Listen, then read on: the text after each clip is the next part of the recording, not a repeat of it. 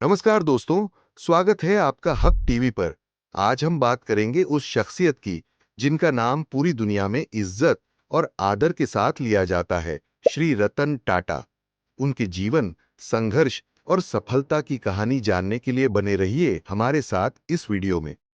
तो आइए शुरू करते हैं। रतन टाटा का नाम शायद ही कोई हो जिसने न सुना हो। वह भारत के सबसे प्रतिष्ठित और सम्मानित उद्योगपतियों में से एक है। रतन टाटा का जीवन हमें सिखाता है कि कड़ी मेहनत, ईमानदारी और समाज के प्रति सेवा भाव किसी को भी ऊंचाई तक पहुंचा सकता है। रतन टाटा का जन्म 28 दिसंबर 1937 को मुंबई में हुआ था। उनका परिवार टाटा परिवार से है, जो भारत के सबसे बड़े औद्योगिक घरानों में से एक है। उनके दादा जमशेद जी टाटा ने टाटा ग्रुप की स्थापना की थी और यह परिवार हमेशा से उद्योग और समाज सेवा में अग्रणी रहा है। रतन टाटा के जीवन की शुरुआत एक साधारण बच्चे की तरह ही हुई थी। उनके माता पिता का नाम नवल टाटा और सोनू टाटा था। हालांकि जब रतन टाटा केवल 10 साल के थे, तब उनके माता पिता का तलाक हो गया। इस घटना का रतन पर गहरा असर हुआ। तलाक के बाद रतन टाटा और उनके भाई को उनकी दादी नवजबाई टाटा ने पाला। उनकी दादी ने उन्हें बहुत स्नेह दिया और उन्हें अच्छे संस्कार दिए। रतन टाटा की शुरुआती शिक्षा मुंबई के Cathedral and John Connon School में हुई। इसके बाद उन्होंने शिमला के बिशप कॉटन स्कूल में पढ़ाई की। रतन टाटा हमेशा से ही एक शांत और मेहनती छात्र रहे। उनकी रुचि इंजीनियरिंग में थी, इसलिए उन्होंने आगे की पढ़ाई के लिए अमेरिका के कॉर्नेल यूनिवर्सिटी में दाखिला लिया। वहां से उन्होंने आर्किटेक्चर में डिग्री प्राप्त की। इसके बाद उन्होंने हार्वर्ड बिजनेस स्कूल से एडवांस्ड मैनेजमेंट प्रोग्राम किया। रतन टाटा ने अपनी शिक्षा पूरी करने के बाद अमेरिका में कुछ समय तक काम किया, लेकिन 1962 में वह भारत वापस लौट आए और अपने पारिवारिक व्यवसाय टाटा ग्रुप में शामिल हो गए। शुरू में उन्होंने टाटा स्टील के साथ काम करना शुरू किया। स्टील में उन्होंने ब्लू कॉलर कर्मचारियों के साथ काम किया, जिससे उन्होंने जमीन से जुड़े कामकाज को नजदीक से समझा। उन्होंने टाटा ग्रुप के अन्य क्षेत्रों में भी काम किया और धीरे धीरे संगठन की बारीकियों को समझा। टाटा ग्रुप में शामिल होने के बाद रतन टाटा ने कई क्षेत्रों में काम किया। उन्हें सबसे ज्यादा पहचान 1991 में मिली, जब उन्होंने टाटा सन्स के चेयरमैन का पद संभाला। इससे पहले इस पद पर जेआरडी टाटा थे। रतन टाटा के लिए यह समय बहुत चुनौतीपूर्ण था, क्योंकि देश में आर्थिक बदलाव आ रहे थे। बाजार में प्रतिस्पर्धा बढ़ रही थी और कई विदेशी कंपनियां भारतीय बाजार में प्रवेश कर रही थीं। रतन टाटा ने टाटा ग्रुप को इन बदलावों के लिए तैयार किया। उन्होंने नई तकनीकों को अपनाया और कंपनी के व्यापार को वैश्विक स्तर पर बढ़ाने की दिशा में काम किया। उनके नेतृत्व में टाटा ग्रुप ने कई बड़े अंतर्राष्ट्रीय अधिग्रहण किए।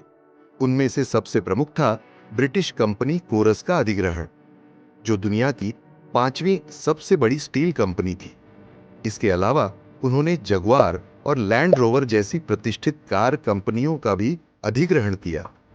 रतन टाटा के नेतृत्व में टाटा ग्रुप ने सिर्फ व्यापार में ही नहीं, बल्कि सामाजिक जिम्मेदारियों में भी अपना योगदान दिया। रतन टाटा का मानना है कि एक कंपनी का असली कर्तव्य केवल मुनाफा कमाना नहीं होता, बल्कि समाज की भलाई के लिए भी काम करना चाहिए। इसी उद्देश्य से उन्होंने कई सामाजिक योजनाएं शुरू की।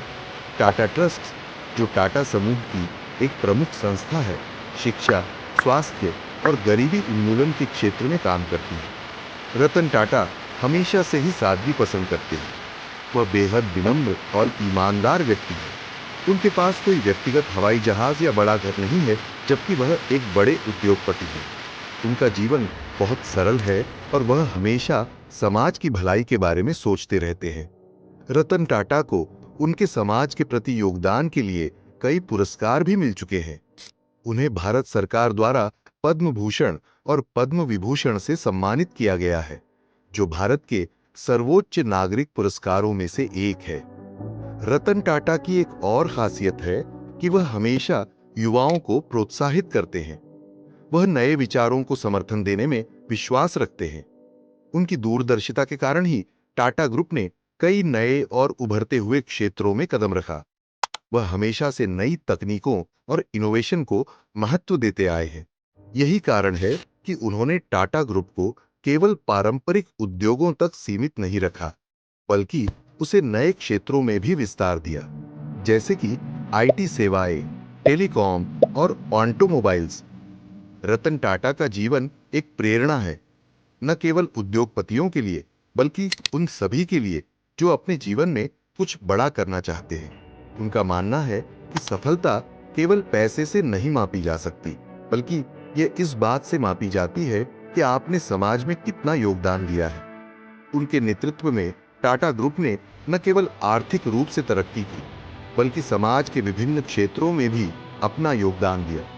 रतन टाटा की सोच और उनके कार्य उन्हें एक असाधारण व्यक्ति बनाते हैं। वह हमेशा से ही देश के विकास और समाज की भलाई के लिए काम करते रहे हैं। उनका मानना है कि एक कंपनी का असली उद्देश्य समाज की सेवा करना होता है, और यही सोच उनके जीवन और काम में दिखाई देती है। टाटा नैनो कार, जो दुनिया की सबसे सस्ती कार थी, रतन टाटा के सपनों का परिणाम थी। उन्होंने यह कार इसलिए बनाई ताकि आम आदमी भी अपने परिवार के साथ कार में सफर कर सके। हालांकि इस प्रोजेक्ट में कई चुनौतियां आईं, लेकिन रतन टाटा ने कभी हार नहीं मानी। उन्होंने इस प्रोजेक्ट को सफल बनाया और इसे दुनिया के सामने पेश किया। इससे उन्होंने यह साबित किया कि अगर आप में कुछ कर दिखाने का जुनून हो, तो आप किसी भी मुश्किल को पार कर सकते हैं। रतन टाटा का जीवन केवल व्यावसायिक सफलताओं से नहीं भरा है, बल्कि उनके निजी जीवन में भी कई उतार चढ़ाव आए हैं। वह एक बहुत ही निजी व्यक्ति है और अपनी निजी जिंदगी को हमेशा मीडिया की नजरों से दूर रखते हैं। रतन टाटा ने कभी शादी नहीं की। इसके बारे में जब उनसे पूछा गया, तो उन्होंने कहा कि कुछ व्यक्तिगत कारणों की वजह से वह शादी नहीं कर सकते, लेकिन इससे उनके जीवन की दिशा में कोई फर्क नहीं पड़ा। उन्होंने अपना पूरा जीवन समाज और देश की सेवा में समर्पित कर दिया।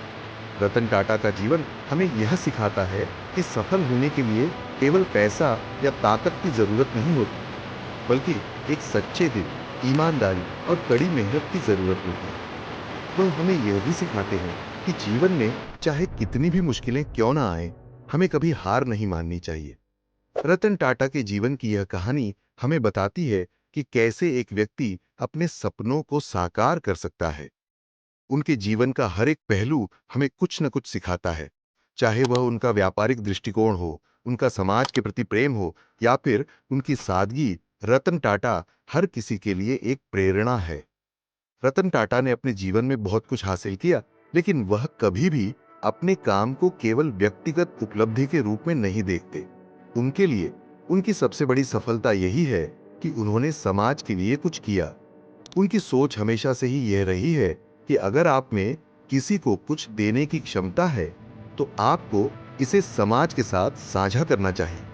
रतन टाटा का मानना है कि किसी भी उद्योगपति का असली कर्तव्य यही है कि वह अपने देश और समाज के विकास के लिए काम करे। यही कारण है कि उन्होंने अपने जीवन के हर मोड़ पर समाज की भलाई के लिए काम किया। उन्होंने टाटा ग्रुप को केवल एक व्यावसायिक घराना नहीं, बल्कि एक सामाजिक संगठन के रूप में भी विकसित किया।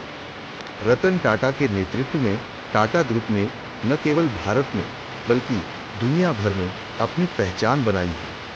आज टाटा ग्रुप दुनिया के सबसे बड़े औद्योगिक समूहों में से एक है। रतन टाटा का जीवन और उनका काम हमें यह सिखाता है कि अगर आपके पास एक बड़ा सपना हो और उसे पूरा करने की कड़ी मेहनत करने का जज्बा हो, तो आप किसी भी मंजिल को पा सकते हैं। रतन टाटा का जीवन एक प्रेरणादायक कहानी है, जो हमें यह सिखाती है कि सफलता केवल व्यक्तिगत उपलब्धियों से नहीं मापी जाती, बल्कि समाज के प्रति आपके योगदान से मापी जाती है। उनका जीवन इस बात का सबसे बड़ा उदाहरण है कि कैसे एक व्यक्ति अपने सपनों को साकार कर सकता है और समाज की भलाई के लिए काम कर सकता है। रतन टाटा का 9 अक्टूबर 2024 को 66 साल की उम्र में निधन हो गया। वे मुंबई के ब्रीच कैंडी अस्पताल में भर्ती थे, जहां उनकी तबीयत बिगड़ने के बाद उनकी मौत हो गई। रतन टाटा टाटा ग्रुप के पूर्व अध्यक्ष थे और उन्होंने अपने कार्यकाल में टाटा को वैश्विक स्तर पर नई ऊंचाइयों तक पहुंचाया। अगर आपको हमारी ये वीडियो पसंद आई हो तो लाइक करें, शेयर करें और हक टीवी को सब्सक्राइब करना ना भूलें। हमें आपके सपोर्ट की जरूरत है ताकि हम ऐसे ही और दिलचस्प वीडियो आपके लिए लाते रहें। धन्यवाद। मिलते हैं अगली वीडियो में।